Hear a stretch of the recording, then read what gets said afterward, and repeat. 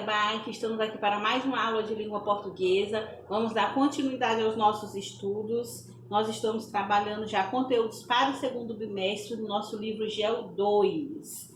Vamos fazer agora algumas questões comentadas.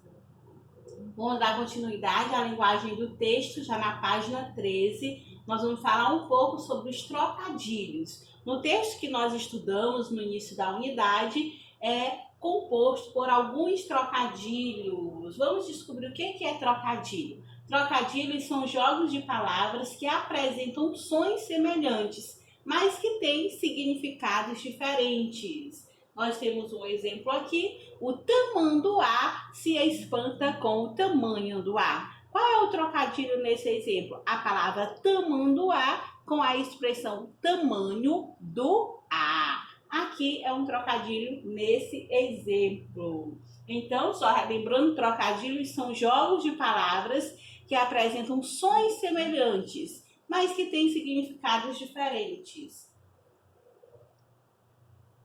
Releia trocadilhos empregados no conto e responda a que expressões ou ditos populares ele se refere. No nosso conto, nós podemos presenciar vários trocadilhos. E esses trocadilhos, o autor fez uma brincadeira com alguns ditados ou expressões populares. Aqui o primeiro, ó. Cantava que eu nem te conto. Aqui, muito bem.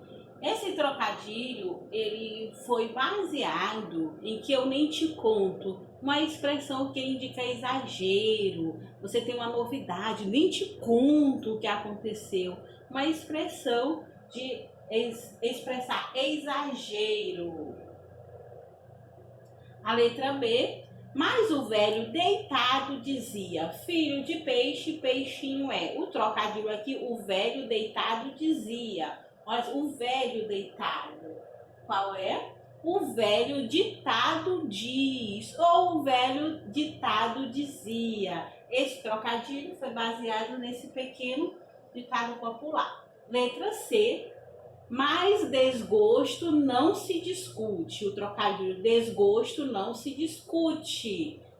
É baseado, gosto não se discute. Um ditado popular muito conhecido. Agora vamos para a construção do texto. Momentos da narrativa, momentos do enredo. O conto O Sabiá e a Girafa está escrito em prosa, isto é, está organizado em frases que agrupadas formam parágrafos. Muito bem, só relembrando, um texto escrito em prosa é aquele que é organizado em linhas contínuas, em parágrafos. Primeira questão. Observe novamente o texto e responda: quantos parágrafos você encontrou? Uma dica para contar o número de parágrafos é: o parágrafo sempre começa longe da margem e com letra maiúscula. Longe da margem e com letra maiúscula. Se você tiver dificuldade de contar o número de parágrafos, é só lembrar essa dica. Então, o nosso texto do Sabiá e a Girafa tem 28 parágrafos. 28 parágrafos. Segunda questão, o autor do conto dividiu em 3 partes, intitulando cada uma: o Sabiá, a Girafa e o Sabiá e a Girafa. Com base no que você já sabe sobre os momentos que estruturam uma narrativa, faça o que se pede a seguir. Leia os quadros abaixo e complete-os indicando em qual das 3 partes do conto são desenvolvidos os momentos da narrativa. Os momentos da narrativa, meninos, nós vamos só relembrar que é a situação inicial, conflito, clímax e desfecho. Um outro item que você também vai fazer nessa questão é: indique também o número dos parágrafos correspondentes, se é o primeiro, se é o segundo, se é o terceiro parágrafo e assim sucessivamente. Aqui nós temos a situação inicial, que nós temos a informação já dada: a girafa. A girafa não fala. E onde que nós encontramos isso? Na parte do sabiá. O sabiá não avoa. Onde que nós encontramos isso? Do primeiro ao quarto parágrafo, nós temos essa informação que o sabiá não voa. E na parte da girafa, nós temos que a girafa não fala. Essa informação está do 12º parágrafo ao 14º parágrafo. Agora nós vamos aqui, o sabiá deseja voar. Onde que nós encontramos essa informação? Do 5º parágrafo ao 11º parágrafo, é a parte do conflito. O conflito é a situação em que surge o problema. E aqui na parte da girafa, a girafa queria cantar, nós temos essas informações do 15º parágrafo ao 20º parágrafo. Vamos para a parte do clímax. O clímax, o sabiá e a girafa. O sabiá e a girafa se encontram. Um chora e o outro se lamenta. Nós temos essas informações do 21º ao 23º parágrafo. Vamos para o desfecho da história. O desfecho da história, o sabiá voa apoiado na cabeça da girafa. A girafa canta pelo canto do sabiá.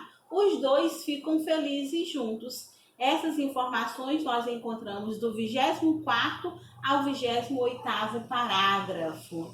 Aqui nessa questão nós podemos revisar os momentos e os elementos, ou os momentos da narrativa, que são a situação inicial. A situação inicial é quando nós temos as informações. Quais são as informações desse texto? Que o sabiá não sabe voar e que a girafa tem o desejo de cantar. Essa é a situação inicial. Depois já vem o conflito, que é quando surge o problema. O sabiá deseja voar e a girafa quer muito cantar. Depois nós já vamos para o clímax. O clímax é a parte da narrativa, é a parte do conto em que traz a maior tensão da história. Será que eles vão conseguir? Será que vai acontecer isso? E o desfecho é o final da história, como que acabou a história dos dois, que foi um realizando o desejo do outro. Agora nós vamos ver hora de organizar o que estudamos. Nós temos lá na página 14, hora de organizar o que estudamos. Nós estudamos conto em prosa poética. E o que é um conto em prosa poética? É uma narrativa em prosa com recursos de linguagem poética, que são as rimas, trocadilhos, que foi o que nós encontramos. Qual é a intenção desse gênero? É entreter, divertir, contar uma história, fazer jogos de palavras que aproximam a prosa da poesia. E a linguagem utilizada, uso bastante de sonoridades e jogos de sentidos. E a construção, que são os elementos e os momentos dessa narrativa. Muito bem, essas foram as nossas questões, comentários do nosso livro GEO. Corrigimos até a página 14. Bons estudos e até a próxima aula.